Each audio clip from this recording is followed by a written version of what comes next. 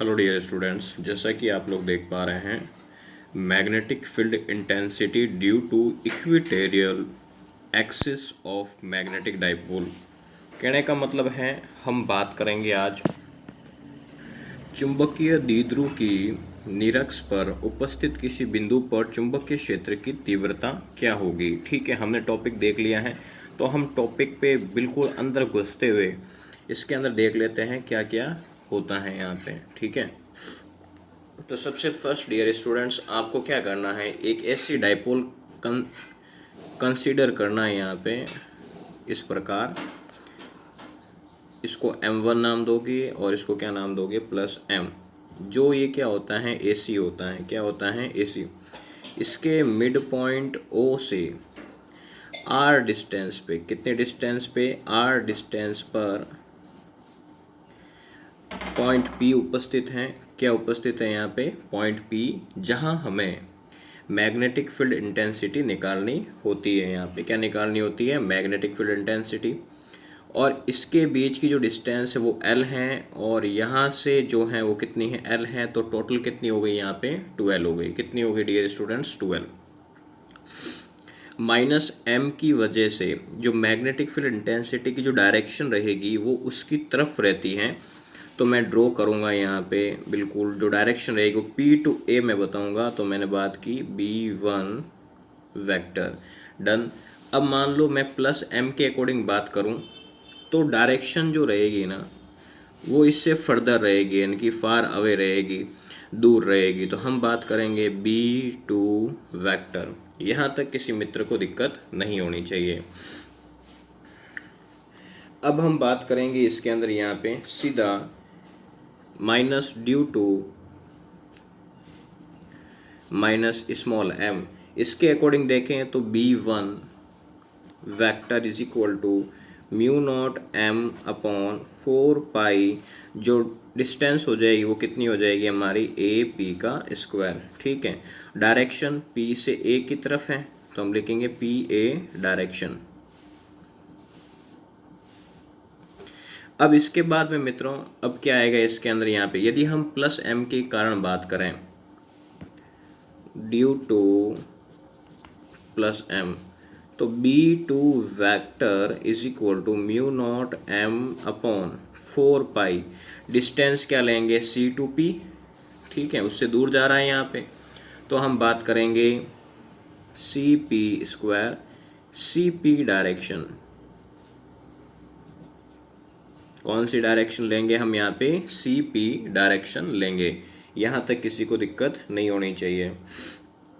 अब इसके बाद हम क्या करेंगे, यहाँ पे आप लोग देख पा रहे हैं कि इन दोनों का जो मैग्नीट्यूड है वो कैसा है, यहाँ पे सेम है। B1 vector is equal to B2 vector is equal to mu naught M upon 4 pi. यदि यहाँ पे मैं AP भी निकालता हूँ, यहाँ पे आपको AP निकाल के बता देता हूँ एक बार, फिर इस रिजल्ट को बनाता हूँ। यहाँ पे जैसे AP मुझे निकालना हो तो मैं इसमें कोई भी ट्रायंगल ले सकता हूँ। ठीक है, तो मान लो कि मैं इसके अंदर एक ट्रायंगल कंसिडर कर रहा हूँ, इन ट्रायंगल AOP, जिसके अंदर मैं लगाऊंगा हाइपोटेनियस का square is equal to base का स्क्वायर प्लस परपेंडिकुलर। और हमारा इधर बेस कितना है, L है, और परपेंडिकुलर कितना है, R। और मुझे निकालना हाइपोटेनियस, तो क्या आ जाएगा, root L square plus R square आएगा कि नहीं आएगा, यहाँ पे बिल्कुल दिख रहा होगा सभी को। ठीक है, तो ये जो हाइपोटेनियस निकली है वो AP है हमारी, क्या है यहाँ पे, AP। यदि इसका निकालें और इसका निकालें, दोनों का सेम ही रिजल्टेंट आएगा। तो ये जो मेरे पास आई है यहाँ पे वो क्या आ गए, यहाँ पे root L square plus R square. तो मैं इस AP की जगह, क्या बोला मैंने, इस AP की जगह मैं क्या लिख सकता हूँ यहाँ पे, यदि मैं इसको थोड़ा बाद में कंसीडर करूँ और एक नई फॉर्म बना रहा हूँ, इसको मैं थोड़ा बाद में लिखूँगा। B1 vector is equal to mu naught M upon 4 pi root R square plus L square. आगे बाद दिमाग के अंदर यहाँ पे फिर हम इसका स्क्वायर कर दें जिससे ये कट जाएगा। ठीक है, तो क्या बच गया, म्यू नॉट M अपॉन 4 पाई R square plus L square. जो डायरेक्शन रहेगी वो कौन सी रहेगी, PA डायरेक्शन। ठीक है, यहाँ पे इसी प्रकार जो B2 है हमारा वो भी क्या हो जाएगा mu naught M upon 4 pi, वो सेम रिजल्टेंट आ जाएगा इसका, वो भी कटेगा, R square plus L square आ जाएगा। ठीक है, डायरेक्शन कौन सी रहेगी इसके अंदर, सी पी डायरेक्शन रहेगी। ठीक है, यहाँ तक किसी मित्र को दिक्कत नहीं होनी चाहिए। इसका मोटा मोटा मतलब क्या है, इसका मोटा मतलब यह है कि जो दोनों का जो मैग्नीट्यूड है वो आपस में कैसा आ रहा है, यहाँ पे सेम आ रहा है, जिस वजह से हम पॉइंट पी पर मैग्नेटिक फील्ड इंटेंसिटी नहीं निकाल पाएंगे। ठीक है, उसके लिए हमें क्या करना होगा, उसको कंपोनेंट्स यानी कि घटक के रूप में उसको क्या करना होगा, हमें चेंज करना होगा। तो उसको हम घटक के रूप में चेंज कैसे करेंगे, आप देखिए यहाँ पे थोड़ा डायग्राम के अंदर, हम डायग्राम के अंदर कुछ करते हैं। देखो, तो हम इसको यदि हम सॉल्व करें तो डायग्राम के अंदर जैसे मान लो कि मैं थोड़ा इसको क्या करता हूँ, यूँ एक्सटेंड करता हूँ आगे, ऐसे इसको मैं बढ़ा देता हूँ यहाँ पे इस प्रकार। ठीक है, और इस लाइन को भी मैं डॉट डॉट के माध्यम से क्या करता हूँ, आगे बढ़ा देता हूँ। ठीक है, और यहाँ से कटान बिंदु से एक, ये मान लो कि देखो ये दोनों आइसोसेलेस ट्रायंगल होता है। हमने जो फर्स्ट चैप्टर है हमारा उसके अंदर हमने यहाँ पे कंसीडर थीटा किया था, तो वहाँ का जो रीज़न है वो यहीं पे भी अप्लाई होगा। जैसे यहाँ पे थीटा है तो यहाँ पे भी क्या होगा थीटा, क्योंकि अल्टरनेट बन रहा है। ठीक है, और यहाँ थीटा है तो यहाँ पर भी क्या बनेगा, यहाँ पे थीटा किसके अलोंग बनेगा, करस्पॉन्डिंग एंगल के अकॉर्डिंग। किसके अलोंग बनेगा, करस्पॉन्डिंग। मान लो कि ये जो लाइन है एपी इसके ऊपर आती है, तो थीटा के ऊपर जब कोई लाइन आती है तो हमेशा कौन सा कंपोनेंट देती है यहाँ पे, तो हम बात करेंगे b1 cos थीटा। कौन सा कंपोनेंट देगी यहाँ पे, b1 cos थीटा।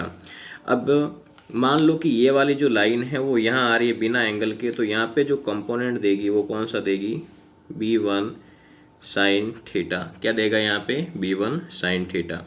ठीक है, और मान लो ये तो b2 है तो ये भी कितना हुआ, ये भी b2 ही होगा, और b2 यहाँ उसके ऊपर आ रहा है, तो इसके ऊपर आ रहा है, तो इसके ऊपर आएगा तो कौन सा कंपोनेंट देगा यहाँ पे, तो बिल्कुल b2 वेक्टर cos थीटा। समझ में आ रहा होगा इतना। मान लो ये इसके ऊपर जा रहा है तो हम क्या लेंगे, b2 vector sine theta. Vector लगाएं या नहीं लगाएं उससे कोई फ़र्क नहीं पड़ता है यहाँ पे, ये आपको ध्यान रखना है। ठीक है, तो आप लोग हॉरिजॉन्टल वे से देख रहे हैं यहाँ पे, इसकी डायरेक्शन यूँ है, इसकी डायरेक्शन ऊपर की तरफ जा रही है, तो इसका मतलब दोनों का जो मैग्नीट्यूड है वो क्या आ जाएगा, जीरो। क्यों जीरो क्यों आएगा, ऑपोजिट डायरेक्शन है। क्या है यहाँ पे, ऑपोजिट डायरेक्शन है। यहाँ तक किसी को दिक्कत नहीं होनी चाहिए। और ये दोनों सेम डायरेक्शन के अंदर हैं तो आपस में क्या हो जाएंगे, यहाँ पे ऐड हो जाएंगे। वो सारी सेम बातें हैं जिस प्रकार हम विद्युत क्षेत्र की तीव्रता, electric field intensity due to axis पे निकालते उसका सेम पैटर्न, और इक्वेटोरियल पे जो निकालते वो सेम पैटर्न बनेगा। ठीक है, तो मैं हॉरिजॉन्टल के अकॉर्डिंग देखूँ यहाँ पे, तो हॉरिजॉन्टल के अकॉर्डिंग मैं यदि यहाँ पे ऐड करूँ तो क्या आ जाएगा, b is equal to b1 cos theta b2 cos theta, where हम लिखेंगे यहाँ पे क्या, b1 बराबर हैं b2 के, ये हम जानते हैं। तो यहाँ पे क्या आएगा, b is equal to b cos theta plus b cos theta.